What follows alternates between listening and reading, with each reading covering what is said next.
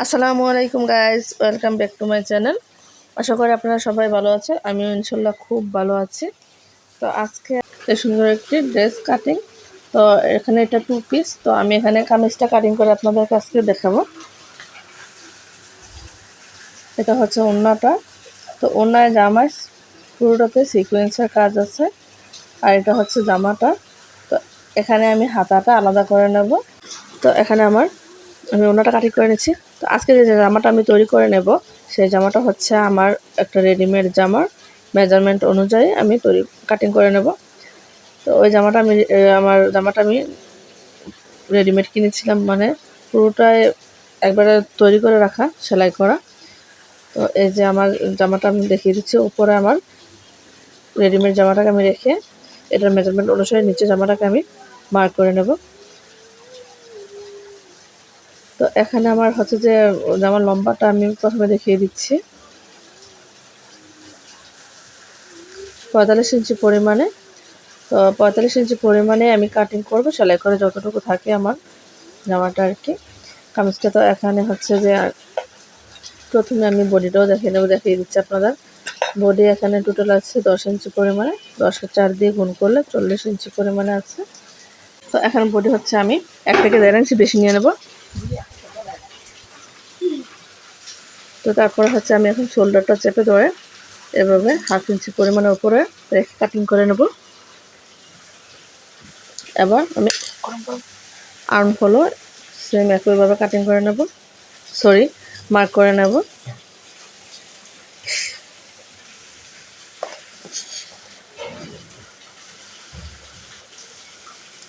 তো আপনারা হচ্ছে 1/2 ইঞ্চি একটু বাড়িয়ে কাটিং মার্ক করে নেবেন।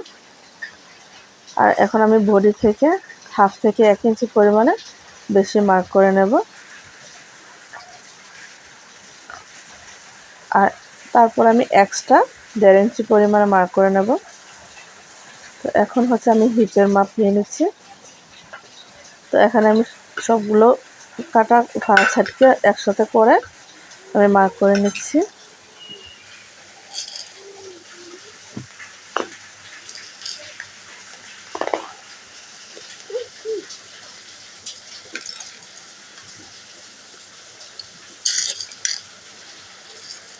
তো আপনারা এইভাবে সেমভাবে মার্ক করে নিতে পারেন। তো এখানে আমি সেলাইয়ের জন্য 1 ইঞ্চি পরিমাণে এক্সট্রা কাপড় নিয়ে নিচ্ছি।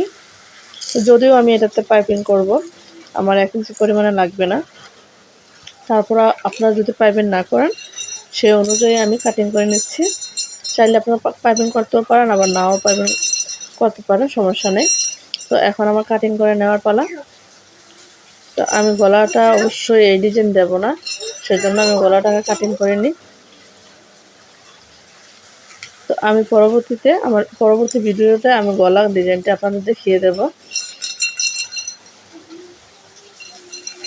গলার ডিজাইন তৈরি করা নিয়ে আমি একটি নতুন ভিডিও বানিয়ে আপনাদের দেখিয়ে দেবো আমি গলাটা কি ডিজাইন দিয়েছি। তো এখানে শুধু আমি কাটিংটা দেখাচ্ছি। তো শুধু আমি ফার্স্টে ফ্রন্ট পার্ট কাটিং করে নিয়েছিলাম। তো এখন আমি ফ্রন্ট পার্টের অনুযায়ী ব্যাক পার্ট কাটিং করে নিয়েছি। তো এখানে হচ্ছে আমি চিহ্নিত করে রাখছি সেলাইয়ের সুবিধার জন্য। এখানে হচ্ছে যে ফ্রন্ট পার্টে যেহেতু তালপাত কাটিং করা লাগে, তো সেই অনুযায়ী আমি এখন 1/2 ইঞ্চি ডাউন করে মার্ক করে নিচ্ছি। এখানে তালপাত আমি কাটিং করে নেব।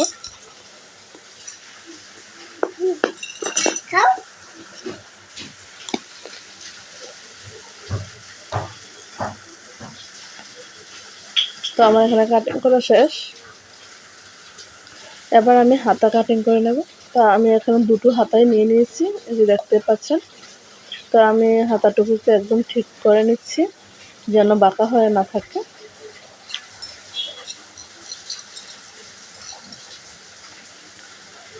তো হাতায় আমি পুরো লম্বা নিচ্ছি 19 ইঞ্চি পরিমাণে।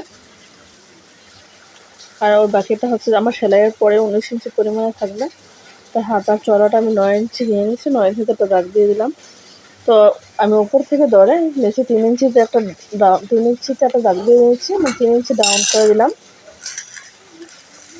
তো এখন হচ্ছে অনেক সময় হাতা, আমি যেহেতু এটা একটা রেডিমেড জামা থেকে মার্ক করে নিয়েছি, তো এখানে আমি সেম হাতা আমি আর্মহোল ধরে সুন্দর করে একটা মার্ক করে নিলাম। তো এটাও একটা নতুনদের জন্য ভালো একটা মানে বুদ্ধি দেওয়ার সলিউশন দেওয়া, যে তারা এভাবে চাইলেও হাতাটাকে ধরে মার্ক করে তারপরে দিতে পারে। তো এখানে আমি হাতার মুহুরিটা নিয়ে নিয়েছি, এখন ওপর থেকে ধরে নিচ পর্যন্ত একটা মার্ক করে দিলাম। আর সেলাইয়ের জন্য এক্সট্রা 1 ইঞ্চি পরিমাণে কাপড় নিয়ে নিয়েছি। তো আমি এখানে হাতাটা লুজ রাখবো যেন অজু করতে সুবিধা হয়। তো এখানে হচ্ছে যে আমি দুটো হাতায় বাস পিঠগুলো ভিতরের দিকে রেখে উল্টো পিঠগুলো উপরের দিকে রেখে আর একটা নিচের দিকে রেখে আমি তালপাত কাটিং করে নেব। তো আজকে ভিডিওটি এই পর্যন্তই। সবাই ভালো থাকবেন। আল্লাহ হাফেজ।